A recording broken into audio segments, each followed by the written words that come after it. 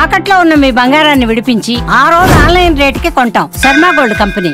అనకాపల్లిలోని లోకావారి వీధిలో చిన్నారి అదృశ్యం కలకలం రేపుతోంది. 4 ఏళ్ల చిన్నారి తన ఇంటి ముందు ఆడుకుంటూ ఈ నెల 16వ తేదీన మిస్ అయింది. దీంతో కుటుంబ సభ్యులు పోలీసులను ఆశ్రయించగా చిన్నారి కోసం తీవ్రంగా గాలిస్తున్నారు. స్థానికంగా ఉండే సీసీ కెమెరాలను పరిశీలించగా సంచలన విషయం వెలుగులోకి వచ్చింది. ఓ మహిళ చిన్నారిని ఎత్తుకెళ్లినట్టు తేలింది. సదరు మహిళ చిన్నారితో కలిసి పెరుగు బజార్ జంక్షన్ కు చేరుకుని అక్కడి నుంచి బస్సులో ఎక్కిన దృశ్యాలు సీసీ కెమెరాల్లో రికార్డ్ అయ్యాయి. బస్సు ఎక్కే సమయంలో ఆమె తలపై ఓ చెక్క బ్యాగు, చేతిలో చిన్నారి ఉండడం వీడియోలో స్పష్టంగా కనిపిస్తోంది. ఈ ఆధారాలను పరిశీలించిన పోలీసులు వెంటనే కేసు నమోదు చేసి దర్యాప్తు ప్రారంభించారు. సీసీటీవీ ఫుటేజ్ ఆధారంగా అనుమానిత మహిళను వెతుకుతున్నారు.